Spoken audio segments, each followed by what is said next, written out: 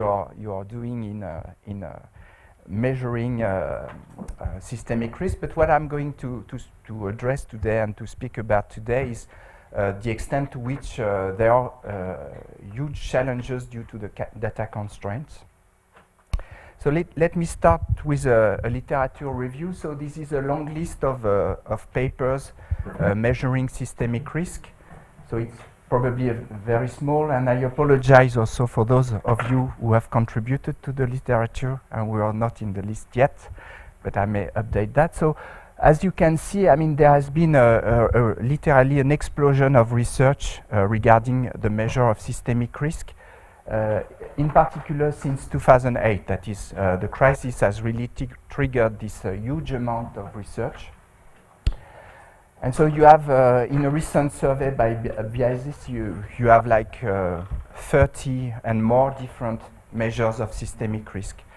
What is interesting in this literature is that actually all these measures, most of them actually, rely on market price data. Why is that? Well, it is firstly due to data availability, because these market price data are public, so everybody can use it. And second, the reason is also that market price data are supposed to contain relevant information, and in particular to measure systemic risk. There are only a couple of contributions which rely on supervisory data.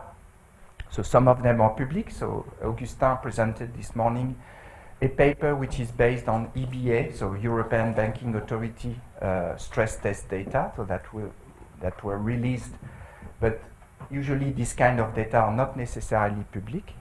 And there are a couple of papers, I think Jean-Christophe Eham presented this week a paper, which are based on supervisory data, and the reason is that he's working in a supervisory entity. So the problem is that obviously these are very interesting approaches to measure systemic risk, but there are also numerous drawbacks using market data. There are actually two important drawbacks. The first is that market prices tend to be very volatile, and therefore it's not always, their volatility is not always related to systemic risk, and therefore when you build a ranking of systemic institutions based on market price data, this ranking might change on a daily basis due to the volatility of prices. And the second is that when you build systemic risk measures based on market data, you have to observe this data, and therefore you need to have listed bank or financial corporation. But there are also a lot of institutions which are not listed, and therefore you cannot really, by using this data, measure what we call systemic risk. So what is the alternative? Well, the alternative may be to use exposure data, but these exposure data, I think Nicolas pointed out that they are not really available, but some of them are. So does it make a difference? So here, this is an exercise that we carried out at the Banque de France with a team of ESMA. ESMA is the European Securities Market Authority. And because of the new regulation, but I will come to back later, we can now have access to exposure data through trade repositories. And ESMA in Europe is the authority which has the greatest access to information on the transaction level. So therefore you can build network analysis, the kind of paper that were presented since the beginning of this week. So you can build some measures, and so here I took 4 different kind of measures that are derived from network theory. So some of them are related to centrality measures, so the idea that an institution is systemic or central. And then there are exposure measures, which relate to the net exposure with respect to the others. And you can have also the number of incoming links in the institution. And therefore, you can use these metrics to rank institutions according to their systemicness. And what we did is to compare, to compute the correlation between what we can get from market price data and to see the extent to which they correlate with exposure data. And from this small exercise, you can see that the outcome is not really satisfactory to the extent to which that there is little correlation and sometimes negative correlation between the two kind of approaches. So what does it mean? It means first that, well, you need to, well, first maybe the information is orthogonal, and therefore you need eventually to have both information. And if you believe that actually bilateral data and exposure data are more important to capture systemic risk, then it means that price data may not be as relevant as we think. So this is also a concern for regulators, because market price data are the one which are public, available, and the one on which investors should base their decision.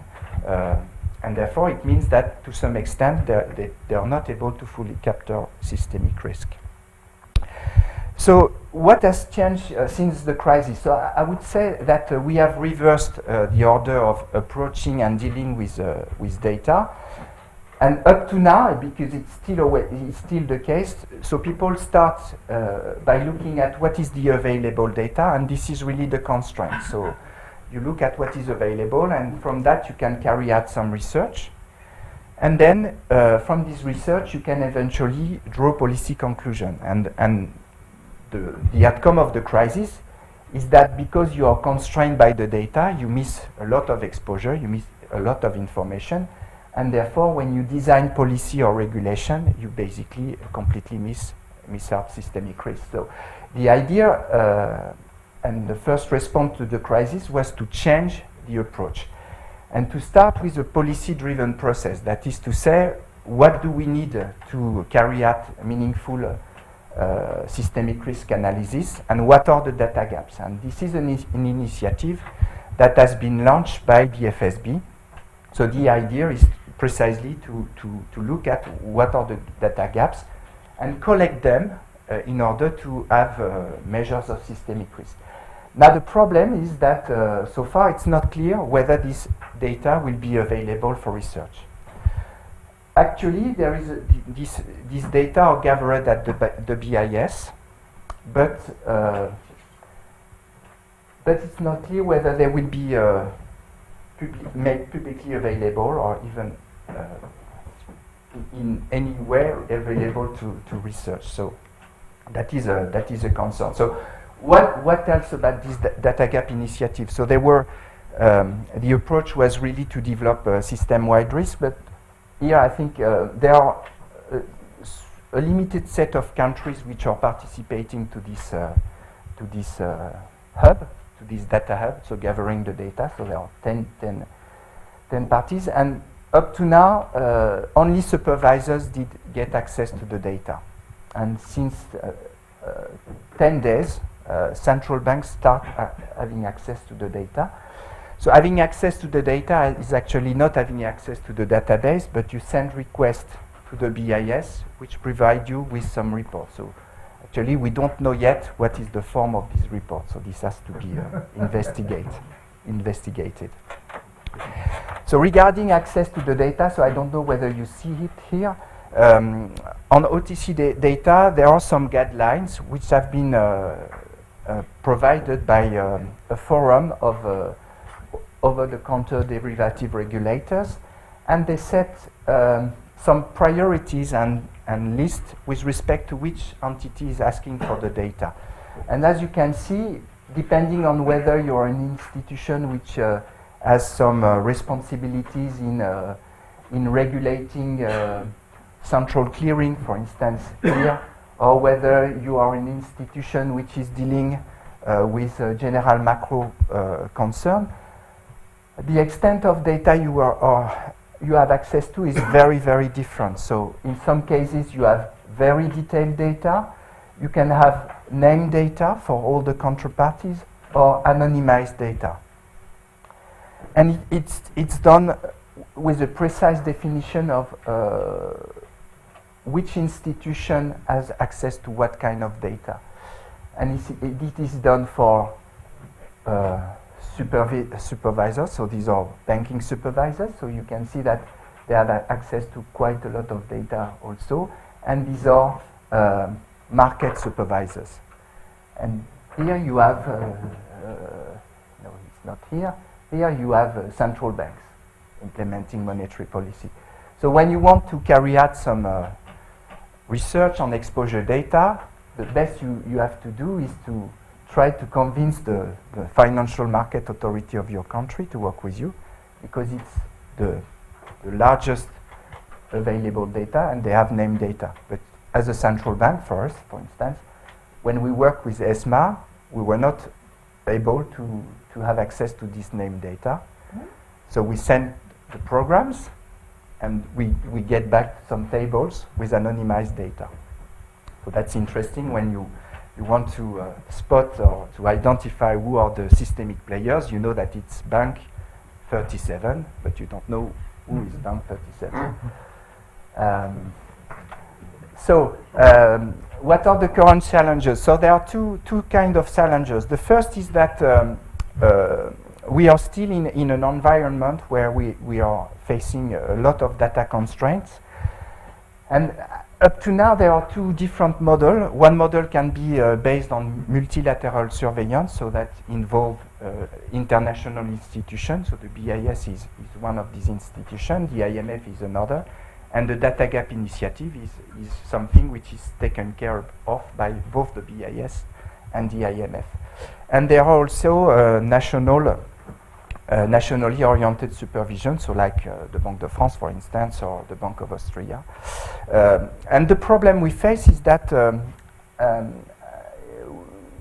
currently, when you are trying to deal with systemic risk in a global financial system, it's very difficult because no supervisory authority has access to the global picture. So as Banque de France, if I require data to DTCC, I will get only information on French entities, French financial institution. If I work with ESMA, I will have information on European financial entities, but I don't know what are the other exposure. And so therefore, even if I group all the people around the table, each of us sharing our data set, no way to compile it in a way that we will have a global picture of the global exposure. So actually there is kind of a paradox, because the trade repositories which have been put in place by regulatory authorities are not able to provide you with the global picture, but they have it. So that's a surprise. And so far there is also some limited information. So when you get access to this kind of exposure data, you don't have any other relevant information which are helpful to measure really the amount of exposure. For instance, you do not have any information on the collateral. So the collection has just started this year by DTCC, and this summer in Europe on European trade repositories. And you don't know also what are the underlying exposures. So it's very difficult to get a full picture about the risk. And the other challenge is an opposite challenge, which I call here the data tsunami. So it's another outcome of the crisis, whereby regulators are now asking for more and more information. And so in Europe, we have this EMIR regulation, which is a European market infrastructure regulation, where we can ask a lot of data to trade repositories. So here, what are the concerns? So in Europe, we have 6 trade repositories. So in the US, so far there are a couple, I think. So in Europe, we have 6 trade repositories. We have billions of daily observation per day. So when I say billion, it's between 12 and 16 billions of transactions per day. So that's quite a lot. But there's still limited information on the features and the collateral, the underlying asset, etc. So it's not clear whether you can use this information in a meaningful way to monitor systemic risk. Then there is the issue of consistency, because so far we have started to look at whether information provided by these trade repositories is consistent across the board. So there is no common template, so each trade repository report information as he wants. There are just the list, but it's not formalized. And therefore, you don't know whether you can really aggregate the data and to what extent you can really, once again, use this information. And the last point is the cost of storage. So there are discussions actually at the level of European institutions like the ECB or the ESRB. So the ESRB is the European Systemic Risk Board. Whether we can, in a way, start to build like a trade repository or a center of data. But the problem is the investment cost. So for instance, I'm not sure about the figure, but I was told that when DTCC started this business, he invested like $100 million to start the information system. And actually, in Europe, I mean, nobody is really ready to invest that amount of money to start with this data. So I think I'll stop there. So just introduce the topic. Thank you very much. So now we have a short presentation by Martin Sommer from the Austrian Central Bank. And Martin has been one of the early contributors to this stream of thinking on systemic risk. Not only in theory, he has some early papers on that, also in practice they implemented with their team at the Austrian Central Bank a system for quantitative assessment and monitoring. So maybe you will say some words about it. Yes, thank you very much, Rama. My name is Martin Sommer. I'm heading a research group or the research department of the Austrian Central Bank. And as such, I am somehow at the interface between your community and the central banking community, and I'm very grateful that I have the opportunity here to express some views on this topic about how to monitor systemic risk and what we might do in terms of indicators and data requirements. So, systemic risk is a term that comes in many different shades and in many different figures. So I would like to start the discussion in what is systemic risk. I think during the past years of discussion, we gained a much clearer picture than we had 10 years ago, and what are the essential points. And when you look at the program, you see that systemic risk in the literature and in the policy discussion is usually discussed under these 4 headings. I do not claim that these headings are complete, but it seemed to me the most frequent ones. So the first, and this was what Rama was mentioning in the beginning, is contract-induced domino effects through network exposures. So this was one big strand in the literature. Fire sales mechanisms and market liquidity is another one, and we heard today a lot of papers in this. Funding stop and market freezes is still another one, and common exposures to macroeconomic shocks is still an additional one. Now, we also heard papers here that try to make progress in somehow integrating these, and at the moment I think the discussion is at the stage where we discuss all these issues in isolation.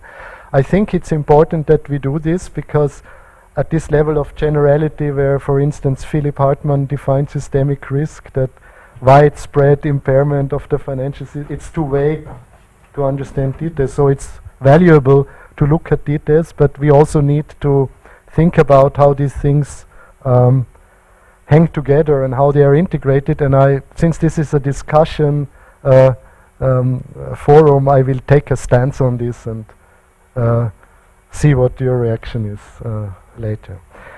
There is a second point I would like to make in the beginning. Why should we care about systemic risk? I think this is also something we might touch upon in the discussion, because I mean, coming from the central banking community, I always have this policy perspective that is driven by this idea that ultimately we care about this because systemic risk in the financial system does a huge damage to the economy at large, to the real economy. Remember that Philip had this even in his discussion, that in his definition. But when I look at the papers and what we are doing in the research community, I have the feeling that we are not making enough attempts to pin down the exact mechanisms by which systemic risk impairs, for instance, employment growth, the distribution of opportunities, income, wealth in society at large. Of course, I mean, if you work in the financial industry for clients or for an institution, it can also be very important to understand systemic risk in these particular segments of markets. But, you know, if the systemic risk problem would only be a problem of this sub-community at large, I would say, like, let them sort it out themselves. It's no issue for the regulators, right? So when we discuss regulation, I think we should look more carefully at this real financial linkage. And I think this is important, and if we accept these lists of issues, we might even be not only trying to explain how they hang together, but we might be in a situation where we have to prioritize, and then we have to take a stance. Do we think interconnectedness is the most important thing, fire sales, or the other aspects?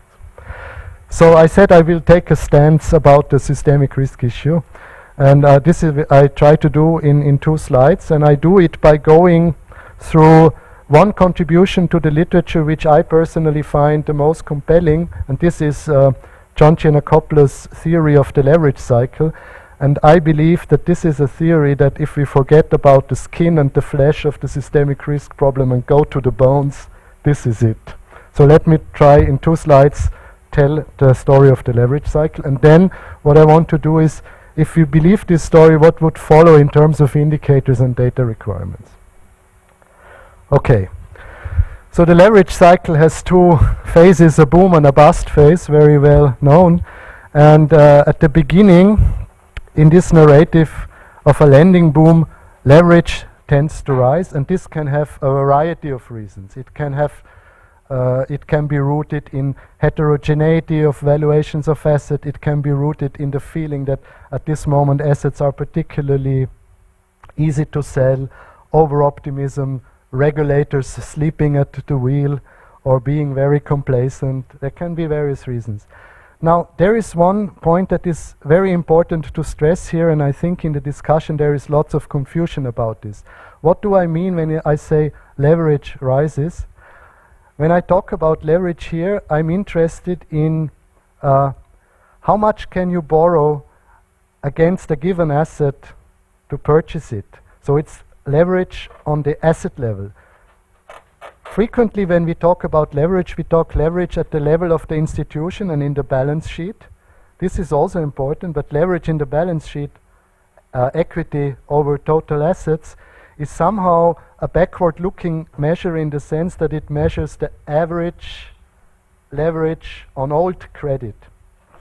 But what's driving the boom and the cycle is really what kind of leverage can I get on new credit. So this is haircut, margin, loan to value. These are all different notions for the same thing expressed in different ways. And this is what I mean when I say leverage increases in the boom. So it means that you can purchase a house with less money down than before.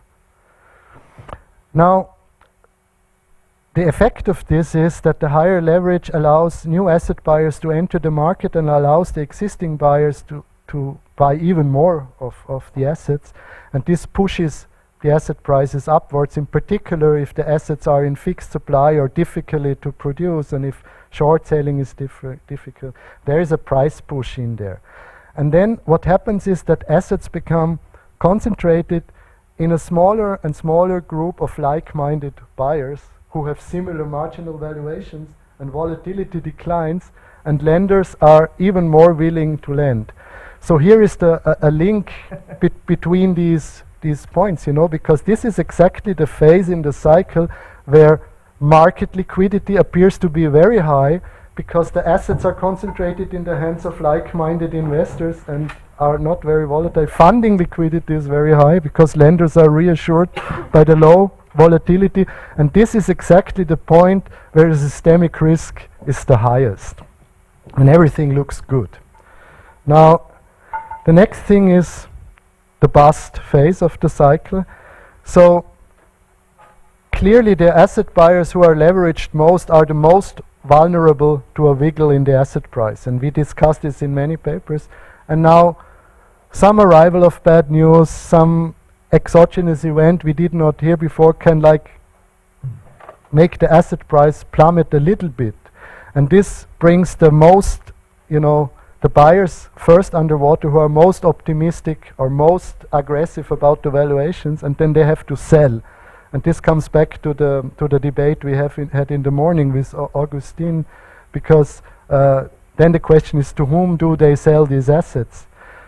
And of course they sell them to this group of the population who has not the same high valuation, so the price plummets even further. And so this distribution of the marginal valuations, if you want, is a very important aspect, and these price impact functions should be somehow endogenous. So when the asset prices falls, leverage by, I said this, and the volatility increases and you have these downward spirals. And now we are sitting here with a big debt overhang and difficulties for new productive investments. And this is the story of the leverage cycle. So what we really want to explain are these moves in leverage. I would just, as a side remark, there is an older literature in macroeconomics which sounds very similar, but which is to be distinguished from this. Is about credit cycles. So there the idea is when house prices, say, rise, of course you can get more credit, but what you want to explain is how the percentage which you can borrow against the house and the changes in this. From Kiyotaki and Moore's paper and the accelerator literature, we know, for instance, that you can have a credit cycle at constant leverage. But in a leverage cycle, you have a credit cycle always implied, but in a credit cycle there can be no variation in leverage. And I think this variation in margin leverage, comes to the bones of the systemic risk problem. It connects funding liquidity and market liquidity. It also connects interconnectedness in the following sense, that in this boom phase, when you have lots of optimistic buyers in the market, but promises have to be secured by some kind of collateral. Collateral is very scarce, and there is a big incentive to invent new collateralizable assets, and this increases interconnectedness, for instance. This is how it hangs together.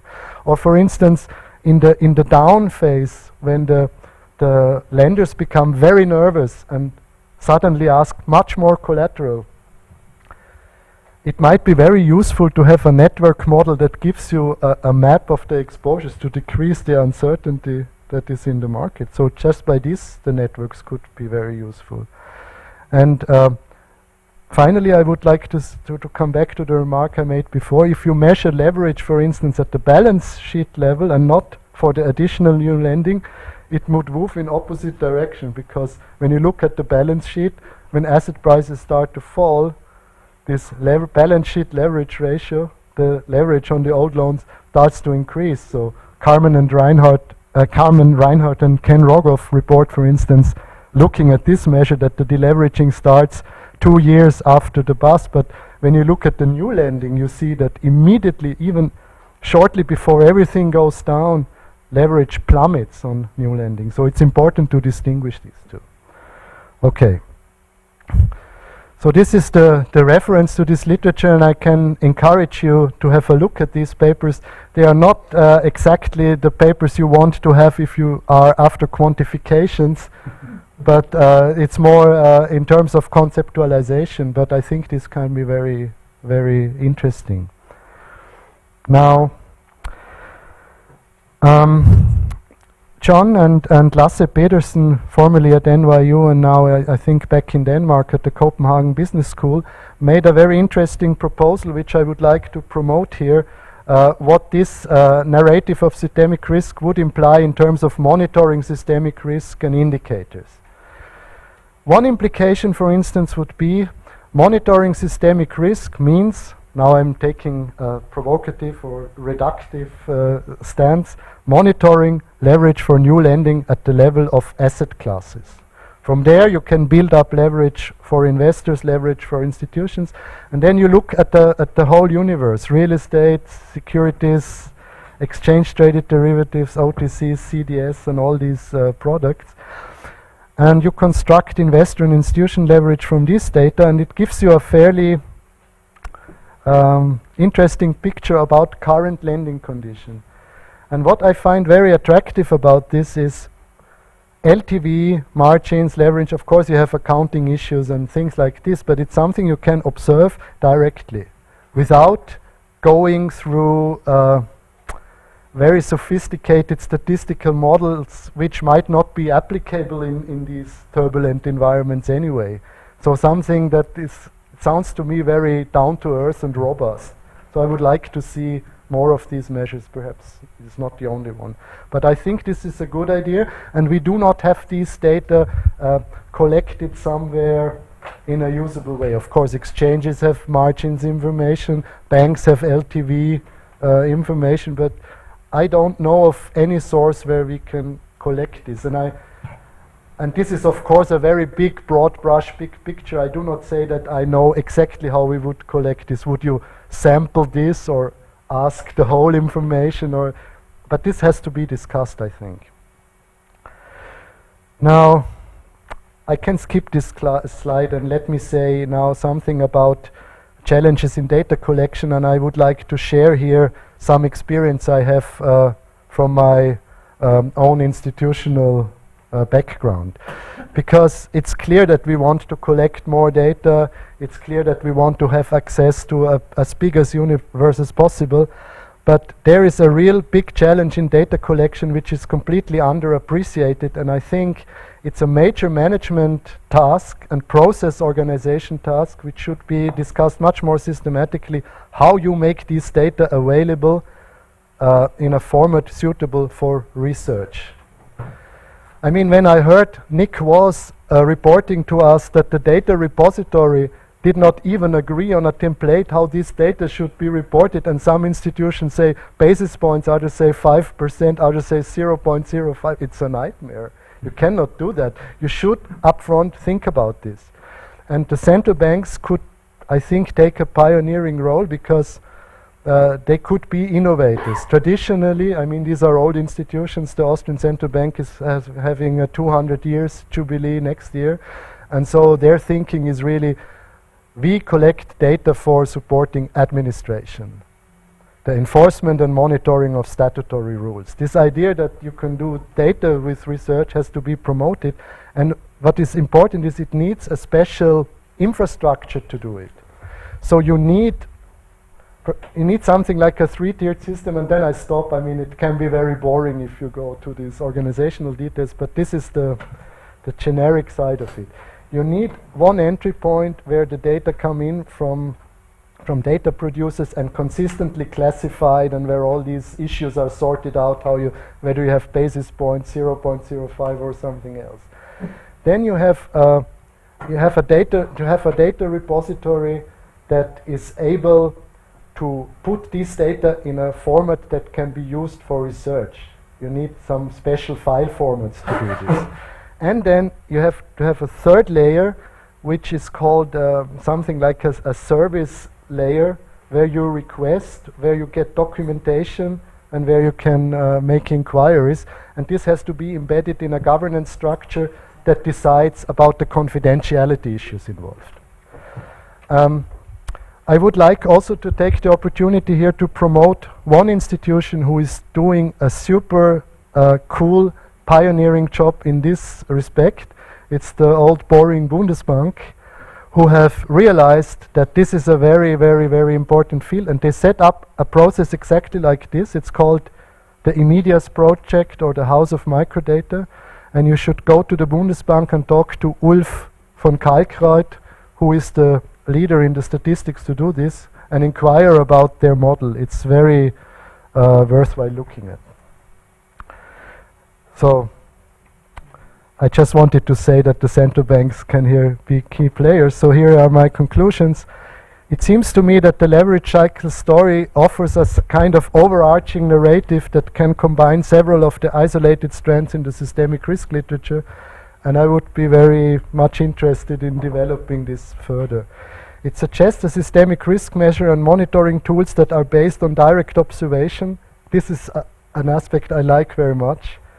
And it would require a more systematic collection of data that contain information about leverage on new lending at the level of asset classes. So with these conclusions, I stop. Thank you. Thank you very much. So now we'll move to our third panelist, Professor Robert Engel from New York University. Thank you. It's a great pleasure to be here, and maybe I should start by thanking both of you for interesting presentations, because really a lot of the topics that come up are incorporated in what you've said. I'd like to just make a couple of comments on it, and then I'm going to show you a little bit, which is an entry into what monitoring actually could look like, and we'll see some of the realities of the issues there as well. When we talk about using data that's based on market prices, there is definitely a concern that it's fluctuating and that you would not want to make important decisions based on today's value of this or tomorrow's value of that. But of course that's true for market participants as well. They all have to take a forward-looking view on it. And if you're the regulator, you would probably not actually shut down a bank or force it to split or something like that based on today's observations. So each market price is, in the best of all worlds, is the market's best forecast of what the future looks like. So it changes because new information comes in, and in fact you would want it to do that. You would want it to give the most timely information there is, even though it's got fluctuations in it, I think. So I don't mind these things jumping around, but I don't want your decision making to jump around, and that's the key thing. How do you use this information for decision making? But if we're talking about monitoring, that's kind of different. Monitoring, it can jump around, I think. You know, I'm a big fan of the leverage cycle. I think what we see is leverage. It goes up and down, and that corresponds to risk in an important kind of way. I am not so convinced either that it's possible to monitor, to regulate leverage on new purchases, or that we could actually measure it very well. And I'm also not convinced that we should ignore the leverage on firms and existing institutions. So let me just say a thing or two about this, because I'm sure this will come up as we go. It's in the US, you now have to put 20% down when you buy a house. How is that enforced? Well, almost all loans are now guaranteed by the government through Freddie and Fannie, and Freddie and Fannie can determine what conditions must be satisfied before they'll guarantee the loan. But for most assets and most asset classes, there are a lot of alternative ways to buy these assets, and ultimately the financial sector uses derivatives to buy assets, which basically have unlimited leverage in them when you start. So I'm not really convinced that the financial world, if they feel like the risk is low, is going to tolerate regulation that says you have to have a certain limit to how much leverage you can give buyers without it just going around into the shadow banking sector or derivative markets and so forth. I think it's a challenge to regulate this, and in the same kind of way it's going to be a challenge to monitor it. But on top of that, it's not clear to me it's what we want to do. I think you can't have a financial crisis without financial institutions getting into trouble.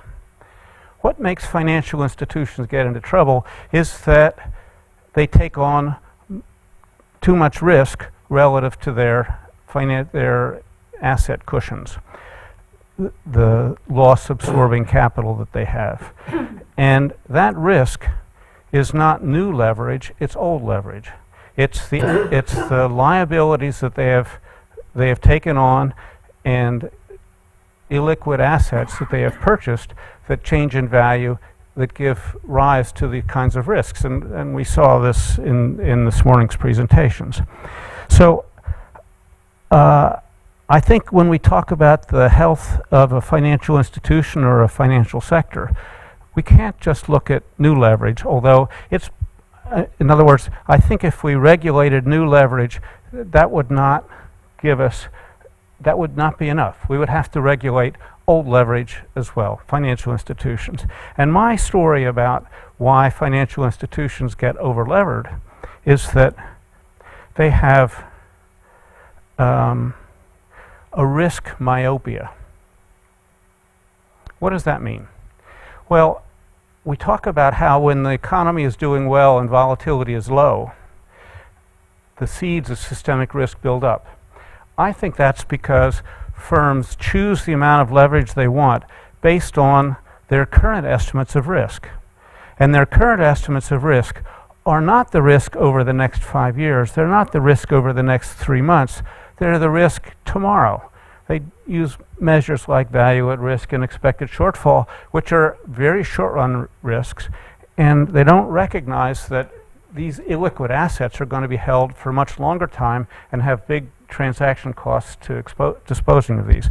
Consequently, exactly when you see volatility low, you see the incentive to increase leverage. It's true whether it's a portfolio or whether it's assets of a bank. So I think one of the solutions, certainly I believe that we need stress tests and ways to regulate the risk exposure of banks, and that's one of the things we're going to talk about tomorrow. But I also think that one of the things that we need to do is come up with better ways of measuring risk that are not so short run. We need to be able to measure long run risk and do risk management from a long run perspective as well as a short run perspective. And this is something that insurance companies are doing. It's really what the stress tests do for banks, and banks do this internally as well, but it's, I think, needs to be much more systematic and I think widely studied. So that leads me to the question of, well, then what would we monitor? And one of the things that we've done at NYU is we've built this website called VLab, which is the Volatility Laboratory, and it does monitor lots of things which could be considered important from a systemic point of view, but really might not. However, whenever you see a systemic event, one of the things we notice is that volatilities go up, not just for one asset, not for one asset class, but for almost all asset classes. We see this enormous spike in volatility, which occurred in 2008, 2009, which was really unprecedented except for the Great Depression of 29 to 33 or so. So, if you monitor volatility, you will monitor systemic risk, but you'll also monitor other kinds of recessions and other things. You'll have to figure out what it is you're really seeing when you see volatility to go up. In any case, we have lots of ways of measuring volatility, and we update these every day, so you can actually see what's happening to volatility in a real-time kind of way. Similarly with correlations, similarly with some other things, we have a measure of long-run risk. It's not maybe the only thing that is of interest, but actually I think it is interesting. We have measures of liquidity, how they're changing, and I wanted to show you probably just a couple of slides, since I've already talked a good bit, from thank you, from what is actually a talk that I prepared last spring. So, it's not up to date, but it's kind of interesting to see what we see as of last spring. I didn't quite realize I was doing this till this afternoon. So, anyway, this is what's in VLab, and this is the web address, which you could find if you wanted. And these are the segments of VLAB: volatility, correlation, systemic risk, long-run risk, and liquidity. And for example, in the volatility section, actually this is just today, I look at different sectors, whether the volatility is going down, which is the green segment, or going up for all the stocks that are in consumer discretionary. Same thing for consumer staples. Well, this is a period we can see today the volatility is down for all sectors. And it's very... Not anymore. Not today? Oh, this is yesterday. It's up today? Okay, well, tomorrow when you look at this, it'll all be in the red side. You closed yesterday. As of the close, everything was fine. It's all closed? No, as of the close, everything was fine. Yeah, right. You're So- getting nervous. What's going on now? So this is an example. So this is the S&P. Again, this was till last spring, but on the bottom here's the level, the S&P, and the blue is the size of the changes. So we have, for a lot of different asset classes, we produce volatility estimates. We also give the volatility model, the news impact curve, and the forecasts up to a year in the future of what this volatility model says. And here's you can plot the VIX next to it, and you see what seems to be the same and what doesn't between the VIX and this particular Garch model.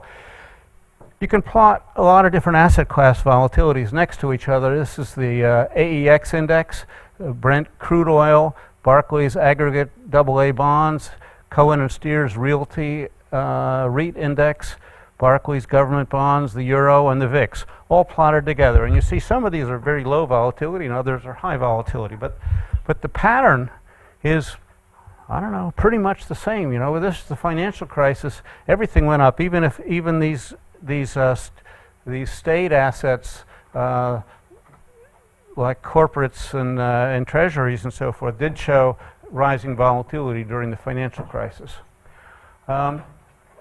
This was done about a month after Russia invaded Crimea, and so the question was, what do you see on the volatility space then? And one of the things you see is that the Russian index, the MISEX index is in red, jumped up on the Monday after the invasion, but actually fell back down again in about a month to just a little bit above where it was beforehand. Gazprom jumped even more, and the ruble hardly moved.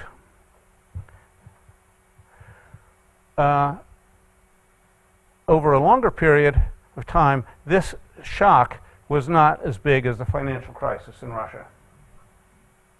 So what about its neighbors? So here we've got Budapest, Kazakhstan, Bucharest, India, and Warsaw stock exchanges.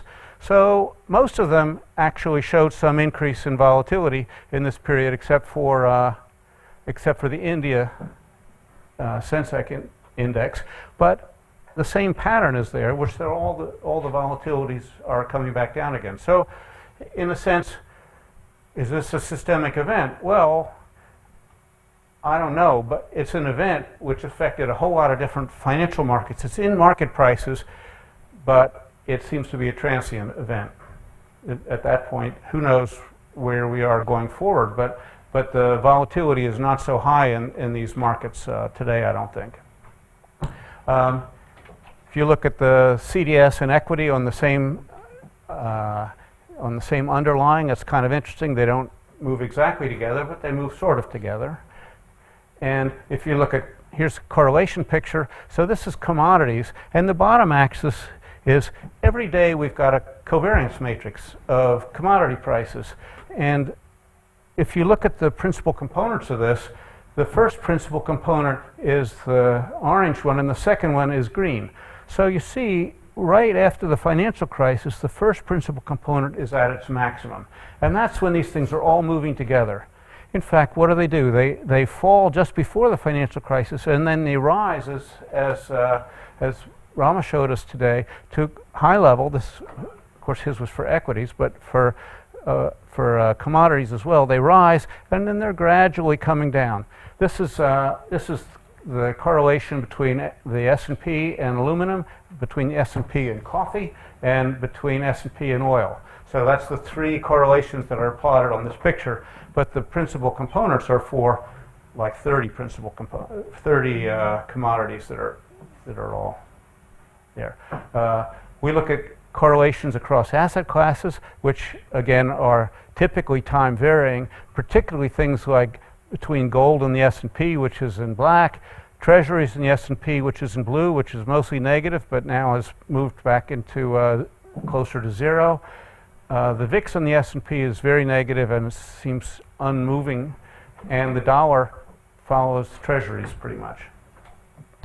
What about systemic risk?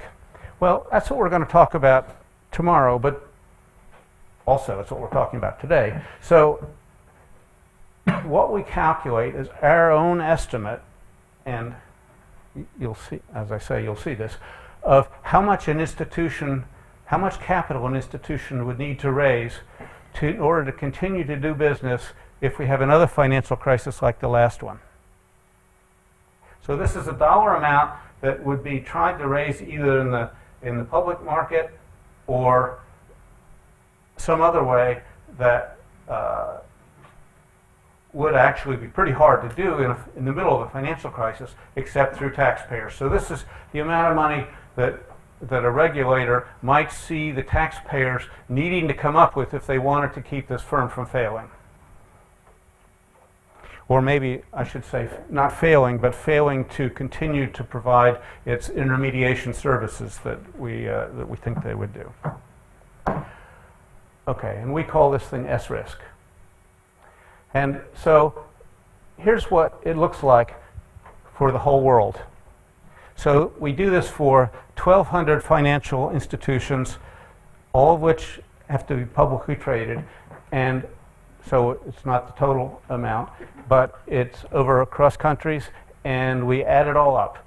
And it turns out in the height of the financial crisis, it was more than $4 trillion would be needed to rescue, if we wanted to do it, all these firms.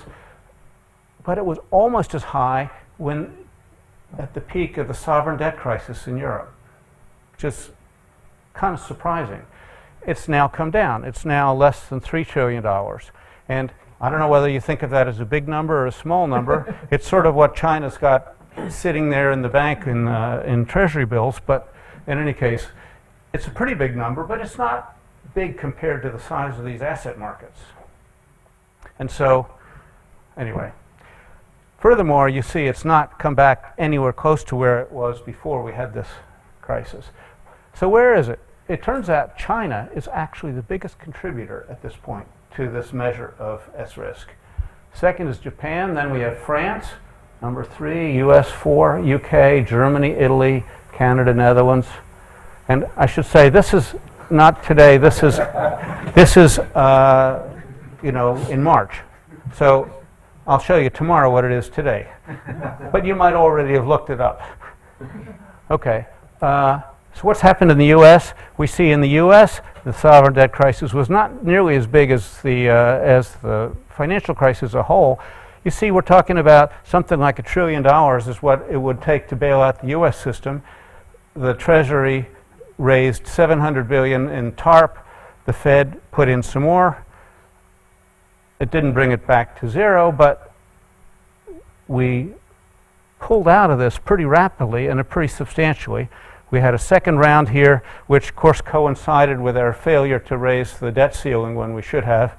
And but now, today, U.S. banks are looking much more stable. And so our monitoring of systemic risk would say the risk in the U.S. is down, but we would say the risk in Asia is rising. So this is one of the things you can see as you watch these things over time. Are we measuring Asia correctly? No. Are we measuring it in a way that's reflecting systemic risk? I think so. And the fact that it's rising so fast is a big worry. If you look, where is that happening? Well, you see, here's Japan, which actually has shown some improvement. That's the Abe economics effect, I think. But China, which had no systemic risk anywhere in here, is really going up and is still higher than this today. And Europe? Well, Europe is improving, but it's still at a high level. We're talking about $1.5 trillion and $1.2 trillion or something like that of needed capital for the financial system in France. Okay, so that gives you a picture of one set of monitors that could be done. It seems to me you can't expect one monitor to tell you all you need to know about systemic risk.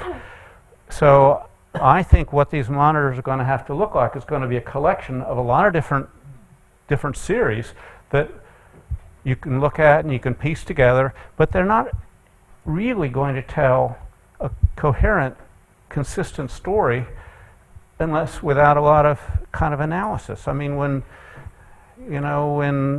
leverage goes up on new car purchases, one person is going to say that's a big risk, and another person is going to say that shows the car industry is doing pretty well. So, there are interpretations that we're going to obviously have to face with. So let me stop there. Okay, thank you very much. So I guess now we can open to questions from the audience. I'm sure you have remarks and questions. So, on Professor Engel's measures of risk, to what extent are those reactive measures and they show the risk materializing as opposed to what you said initially, the risk as it builds up and will materialize going forward? So maybe there's a predictive element in my question. Can you use these measures to make yourself ready for the big one, or do they just tell us where we are now but they don't tell us where we will be? Well, they have a forward-looking component to them. They have a forward-looking component to them because they're based on equity prices. In other words, one of the things that makes China look risky is the fact that the banks have a lot of non-performing assets, even though the accounting doesn't show that because they're being rolled over. But the equity valuations of these banks are low. So there is a forward-looking element to this which says, yes, we think that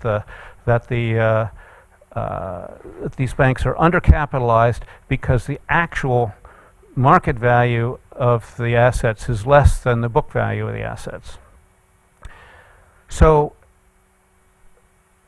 that says there isn't enough of a cushion. What do we think would happen going forward that we would like to actually build into this measure? Well, one of the things that we think is important to do, and you both said this and we've all said, is we have to trace through the story of how does undercapitalization of a bank lead to financial crisis. And it's not, I don't think, simply a bank run. It's that as all the banks try to rebuild their balance sheet, they stop providing services to the real economy. As they stop providing services to the real economy, the economy gets starved, it slows down, people stop investing, and you get a spiral that works from the financial sector to the real economy. And back. What? And back, of course. And back, of course, and back. So as soon as the real economy suffers, then the stock market goes down, and that means that the valuation of these assets goes down, and it is a spiral that goes down. It could end naturally by value investors coming in, or it could end abnormally by taxpayers coming in. So do we have that kind of forward-looking in there? Yes, if investors are that smart. No, if they're not. Marco? I wanted to ask a slightly provocative question regarding the different measures of risk. This panel that is obviously knows much more about this than I do. I think that somehow in this meeting, this sturdiness of financial institutions and all that, that's great. And we're trying to measure that. We were trying to measure that relative to 2008. I mean, we see all these graphs where everything is fine. There's a blow up in 2008. But there's a new kid on the block, or new kids on the block, which are the central banks. that have been printing money or doing quantitative easing or all sorts of easing, and that many people, especially in Wall Street, believe that that is the source of the next financial crisis, especially when asset purchases get reverted and stopped, and all of a sudden and the so-called, well, the inexistent inflation. I mean, Keynes was somewhere around here. The spirit is here. So somehow we are trying to gauge what is the impact of quantitative easing and the various quantitative easings. And I would like to see any of these models talk about government and money printing and monetary policy. And I see none of that. I just see nodes that are like measuring the risk systemically. But I think there's a big node called the US Treasury or the ECB. And where are they in the model? Do you have them? Or should we put them in the model? in the Is that model. an interesting problem, at least? It's in the model. It's in the model. Yep. Long-term interest rates, 2%. That's in the model. That's very low. 2.5%, 3%. Is Whatever. that the right level of interest rates? The point is that the markets are not so concerned about this as you are. The people that I talk to are, get the U.S. out of the bond market, get them out of asset purchase. They feel very disturbed, especially the repo, the money market people that used to make, the repo market that used to be a private market.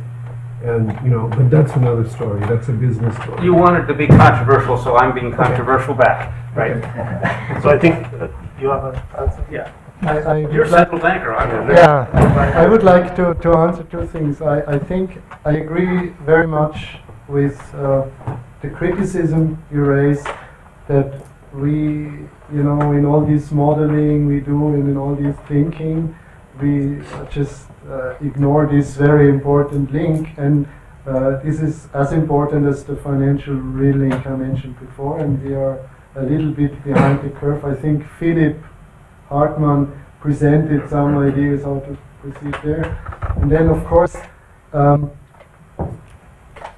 central bank policies you're mentioning, they are based on a view of how credit and the financial markets works, which exactly does not take these, for instance, leverage stories into account in the following sense. This policy is based on the view that all you can do about credit supply conditions is like working on the interest rate. But there's other dimensions like collateral, credit scoring, and this has also to be taken into account. And if it, now sometimes they are even much more powerful. Now you can set the interest rates to zero and nothing is happening. And therefore I believe even if we cannot put numbers or even quantify it, is, we need to make this conceptual progress, which is not there yet. To your point, I think that to be a bit more precise on the risk is that the government, or politically or otherwise, can switch violently, let's say violently, abruptly, from easy money to the other way. And that is a factor. And you see sometimes this factor in markets. For example, in Brazil, we looked at Brazil, and Brazil has something called the cupom cambial, which is the implied rate for dollar deposits in Brazil.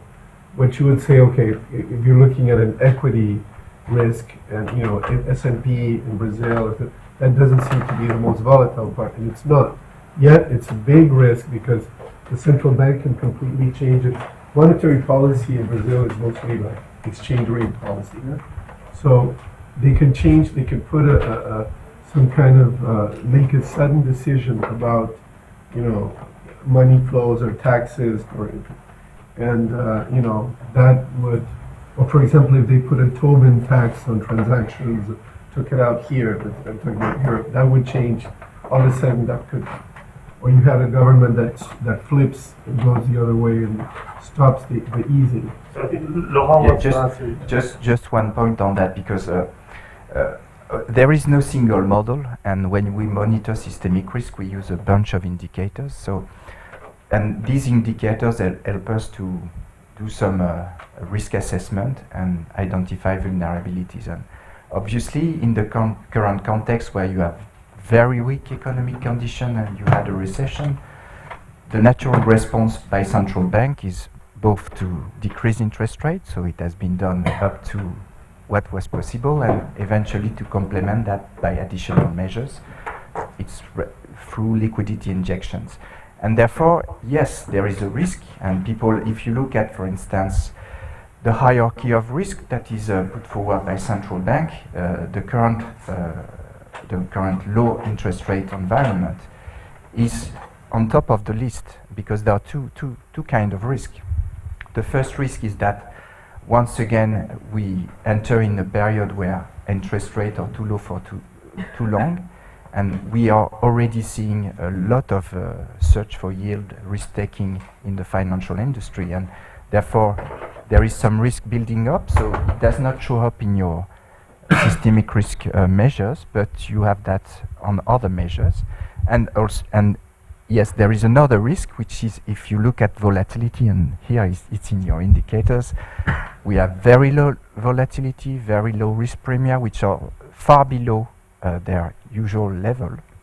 And then the risk is that there is this abrupt reappraisal of risk, and that's another risk, but it's on top of the list. Just sort of shifting the discussion to sort of swaps data. So I thought it would be helpful to give some feedback on what's been happening in the US. So I work for the CFTC, and the US was ahead of Europe in terms of finalizing the rules for swaps data. And just about 4 points I wanted to make. First was we were hoping that Europe will learn from our mistakes and come up with a cleaner set of rules, but at least my impression is that Europe didn't do that. So the dual reporting that needs to be done so our rules require that every swap that's transacted, there'll be one reporting party to the swap. So the report will go to the SDR. In Europe, there's a requirement that both the parties should report. And actually the reports could go to two different SDRs. So there's a mess in terms of being able to sort of link up these two. I don't know why Europe did it. I'm sure there was some good thinking that went into it, but that's like a fundamental issue in sort of using the data. So we've been having the data for a much longer period of time, and actually my team sort of does a deep dive into the data. The question always comes as to what are you guys doing with the data? As a regulator, I would say we have serious funding issues in terms of staffing, so we really don't have too many people to sort of work with the data. But what we've been doing since October of last year is every week on every Wednesday around 3 p.m. Eastern time, US time, we put out a swaps report. And what it does is that for rates and credit, we give the weekly traded volumes, notional size, number of trades, and so on and so forth for rates and credit, and also open swaps across all the positions that are reported to us. So it's like a huge amount of data. We receive millions of messages every week, but we're able to sort of, and rates and credit are a huge portion of the market, and we're able to sort of work with it. So we're not really worried about whether people have the infrastructure to deal with big data. I think big data is less of an issue with us. It's the quality of the data that matters. But if anybody is interested, they can go to the CFTC website. There's a link called Swaps Report or Market Reports, and you can link and you can sign up for it. We haven't done a good job of publicizing what we do, but it's there. So that's sort of the second point. The third point is it goes back to the fact that the data is messy. There are all sorts of challenges, but depending on what sort of questions you want to ask, there is enough data and there are enough data points in there to make some approximations and make some estimation. We are slowly sort of inching in terms of trying to sort of look at the networks and get some exposure numbers. I have my colleague here from OFR, sort of jointly looking at the CDS market. CDS is it's a very clean market in terms of the data, because the industry cleaned up the CDS data fields quite earlier. Taking those same models and applying to rates. I have a question before you mention Sure. CDS, because I know you're going on. Yeah. I want to stop there and say, there is a DTCC CDS data. Is yours the same as theirs? No, it's not. So what DDCC has is Trade Information Warehouse, which is what all the research have been using. Ours is, in theory, supposed to be richer, but it's messier. It's coming from a different data field and data stream, I guess. But when you take those models which have been developed for credit and apply it to rates, it doesn't work that well because rates you're not the number of reference underlyings are very different. You need to look at cash flows, exposures, huge amount of compression that happens, and all sorts of challenges that are there. And the last point is that basically we finalized some rules. We tied our hands up in terms of being able to give guidance to the industry in terms of how data should be reported and so on and so forth. There is this effort to work with local regulators as well as international regulators to harmonize and standardize the data field. So that's a work in progress, steadily working our way through it. In the interim, what the Commission has been doing is that we did this big consultation with the industry to get feedback on what we need to do from a rule-making perspective to modify our rules so that it makes it easier for market participants to report cleaner data to us. We got some comments, we're working on it, but it's sort of an iterative process. So once again, the data is messy, but we're able to sort of work with it. And all the problems that people have been talking about exist. But I'd like to believe that there is substantial amount of clean data that's there that you can sort of still work with the data. But we are, and the last point is, no, this is important in terms of the sharing of data. There's a point that was made, the sharing of data with the regulators. In the Dodd-Frank Act, somebody managed to put in the language in the Act saying that, which restricts our ability to share data with other regulators. So if the Treasury or the Fed or somebody wants to get data, swaps data, they need to indemnify the CFTC and they need to indemnify the swaps data repository. And nobody wants to do that. So unless the statute gets amended, and it's going to get done at some point in time, it's impossible for the regulators to get access to the data. It's very practical. Thank you. Nicholas? It seems to me that one of the big messages that's come from these presentations and from the one at the beginning is the importance of thinking about the financial system as being embedded in the real economy and moving away from the slightly sort of navel-gazing focus on sort of elegant networks within the financial system. And I wonder if the panelists could comment on that. I think you're nodding in agreement. But where is the good and exciting work being done, and how can we stimulate more thinking about that? Because some of it's actually mathematically tractable, at least conceptually. I mean, so first, thanks to this new data, and we start to be able to build some network, not only statistic, but then we understand also how the networks change over time. And what is missing actually is effectively to link this financial network with the real economy. So but it is something that has started well before, but now we are getting access to this data, and then we can start to link these models in the context of stress test exercises, because what we have now is we can have some shocks and some simulation where you can start to have feedback effects, which was not the case before. Just to quickly answer this, I think in terms of the research literature and in attempts to trying to conceptualize these links, there has been a big push in the whole literature on macroeconomics since the crisis, and lots of interesting work is being done, obviously not complete. In terms of data, I would like to point out that the Eurosystem has done a big endeavor of getting a clearer picture about the financial real link concerning the household sector. You might have heard about the Household and Consumer Finance Survey, which is a regular survey done in the Euro area with common standards in all Euro member states collected at the ECB and accessible to researchers. And there, for instance, you have a microdata link from households to the financial sector, and I have great hopes that, you know, with the course of time, this microdata will enable also lots of empirical research on this link. So I think we're in a good way. There's a lot of new macrofinance literature that's coming out, and some of it's very interesting. A lot of it is very simple little toy models that can be solved, which there are still complicated, and I'm not sure how insightful they are. And then there are the statistical models, which may be sort of reduced form kinds of models, which are looking for this. But I think they're going to be filled in between them.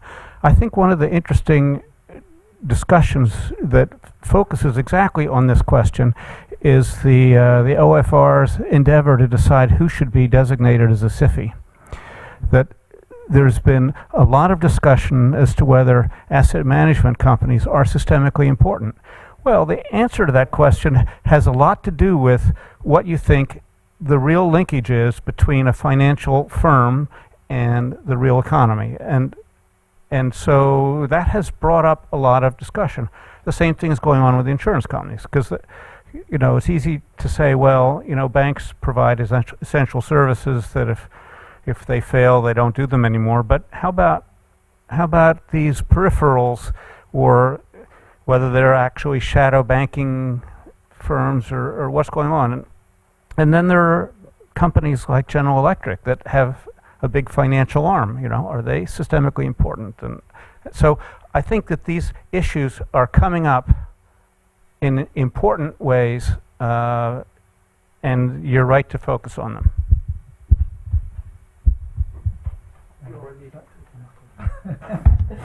I'm just here. I exist. Yeah, let me give the question to Nicola, because he's been waiting. I go. Thanks. It's a question for Martin on the aggregate versus marginal leverage. Like a superficial look at these things, probably they provide louder. Could you speak out? Hear you at all. Sorry. It's the question, the comparison between average aggregate and marginal leverage. So I would guess that they would be providing different pieces of information. So the aggregate leverage would be about the vulnerability in the system, and marginal leverage would be about market conditions, how easy it is to borrow. So could you elaborate on how supervisors or regulators will actually use these two different pieces of information? Would one be more important than the other? Would one subsume the other or not? What do you think about that? This gives me an opportunity to clarify a point where I have perhaps a little bit misunderstood. There are 2 points I wanted to stress. First of all, I think, and therefore on this we can agree, that it's important conceptually to decide to separate these two things. Both of them are important, and my proposition was just that for observing or monitoring current credit conditions, you would like to look at the leverage at the asset level, and from there you could build, you know, all the other leverage measures as well. You can just by summations and aggregation things. So both are important. And I think we need to discuss a little bit carefully what these two figures tell us. The discussion is usually mixing this up deliberately all the time. I want to rebalance on two things, you know, what Marco said and what Robert Engel also presented, and separate in the evolution, I mean, precisely, I mean, in these links between finance and macroeconomy. What's happening in the old Western world and what's happening in rising economies. I mean, it's no longer emerging, it's really rising economies.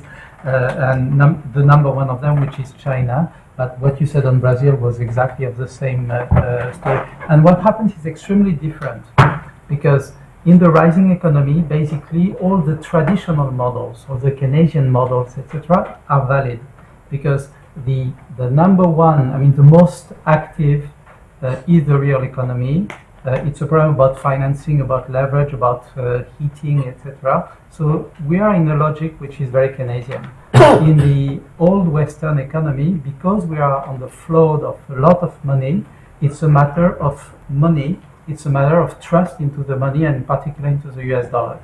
The question of the euro is also very central, because we have a big problem of trust into the euro, because there is a real possibility of breakage of the euro, which is a possible scenario. But you were talking about interest rates.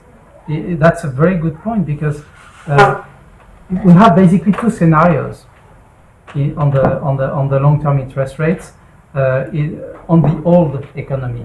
One scenario is turning debt into money, in some sense. So that's a problem of so turning something that is labeled debt into monetary mass. And if we do so, then in some sense, as long as the people trust the money, and we are turning into virtual money, we are turning into non-paper money, etc. So as long as people trust the money, in fact, that does not represent risk, on the contrary. Now, if on the contrary, people expect the debt to be refunded, then there is we are on the contrary, on a typical Minsky instability where it can blow up at any time. So we are at the level of two possible scenarios, and this is what to answer the question of the risk of the central bank. This is the way probably to address that risk and to see whether the central bank will be at a possibility to bail out or not a financial system. Now, to go on, all those risks are stemming from big bubbles, and bubbles we have today. I mean, we have some type of equity bubbles, but I would say that there are two big bubbles that are really dangerous. One is in France, in particular, in Europe in general, the weight of the government.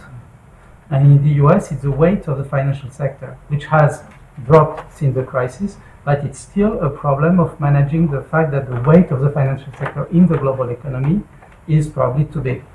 And that's also in the relation. Now, to point out the biggest elephant in the room probably today, I would see it in the pension funds rather than in the other industries, because precisely pension funds are the link between real economy and financial economy.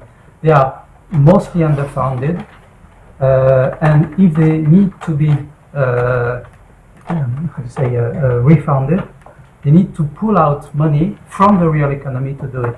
And so, for me, I don't know how you see it, but if I were to say, anything that it would represent a big systemic risk at some point, and how it will resolve, I don't know, but I would see that at least at one of the big elephants. Marco, yeah. I'm sorry, it's not directly connected with what you said, but it's connected to the fact that it's for the people here that are doing research on networks, to the point that the gentleman behind me raised about, navel gazing. So, in other words, I think that if you want to do research, you do need to concentrate on specific examples, right? And if you look at this conference so far, a lot of people have been talking about banking, and a few people have been talking about CCPs, which is an area, it's a more capital markets. So you can study these networks. I think in banking it's perhaps a different technique. I mean, I learned a lot of things here. It's complicated. In capital markets, it's more the CCP seems to be the new kid on the block. And looking at risk of CCPs, which are relatively homogeneous, simple networks, seems to have a huge research payoff. So if I was going to say what is and I know for a fact that you can definitely come to some interesting conclusions.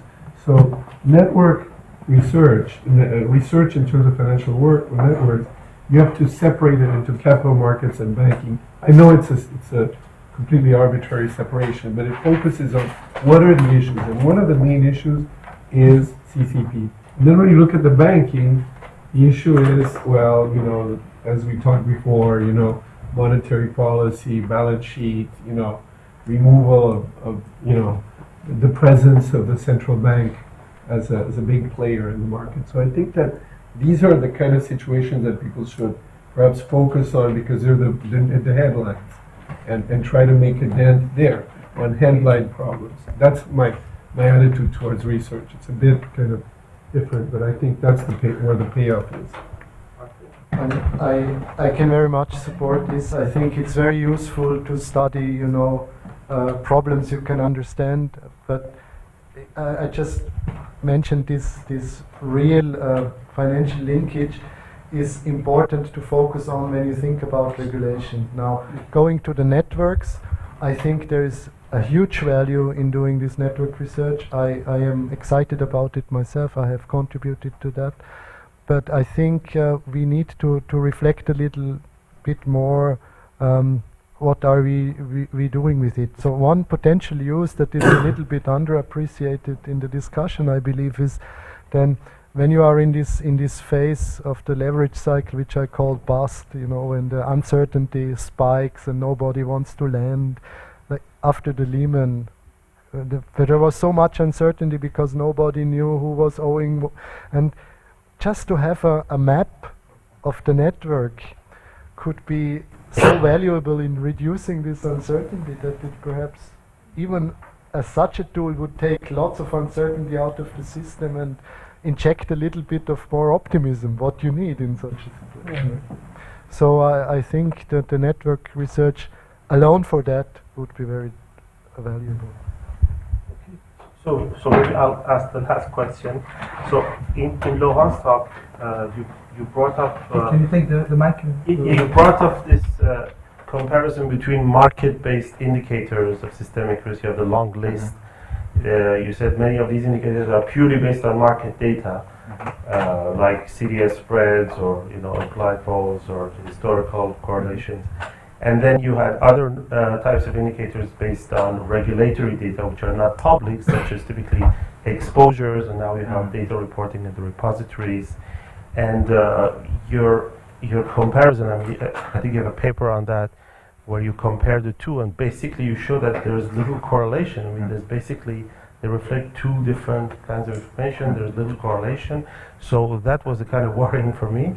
So what does that imply? I mean, because what we see is there are really two strands of thinking. We saw a lot of talks this week which were purely based on econometric models based on market data, and then we had other talks which, especially by regulators this week and the previous workshop, which looked at confidential regulatory data based on lending relationships, exposures, and so on. And so if they are uncorrelated, I mean, it seems to me an important question, because are we talking about the same thing? I mean, what's the story here? Shouldn't we explore that more systematically? No, I think so.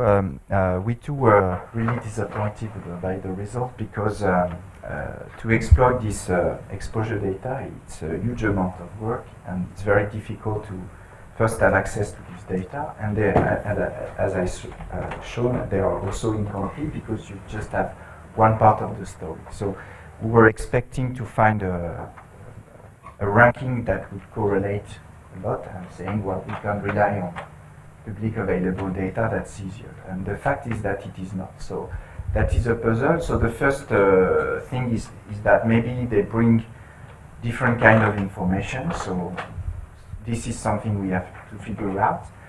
Then on the exposure data, I think, well, first they are incomplete. So when we did that on the CDS, we just had information on exposure data, so nothing on collateral, etc. So when you can use that, maybe you can proceed further.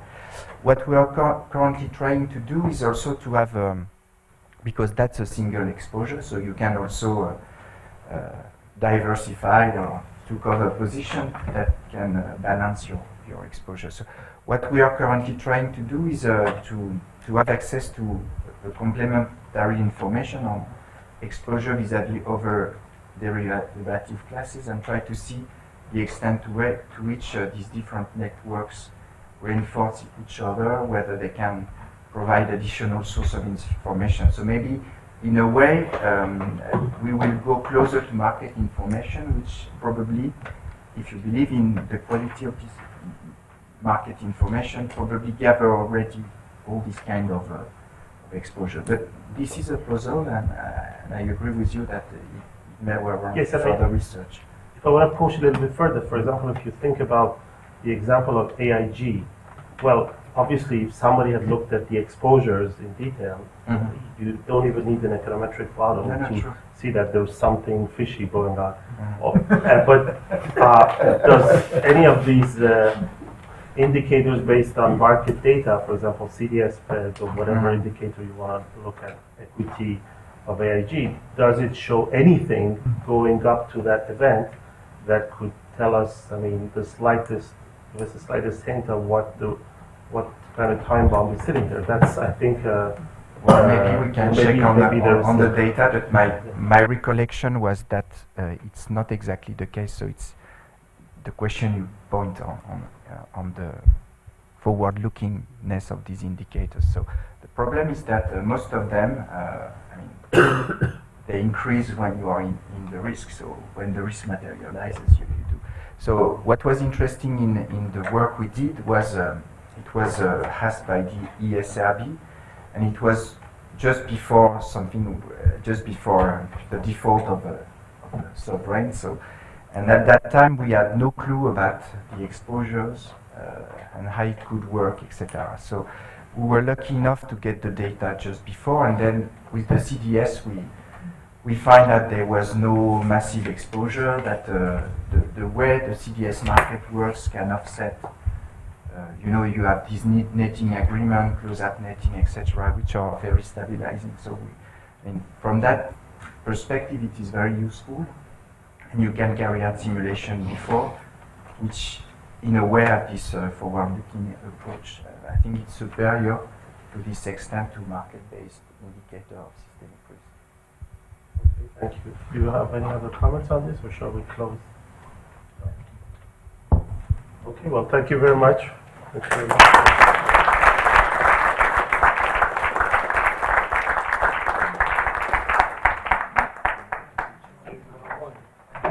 So tomorrow we start at 9, like today actually.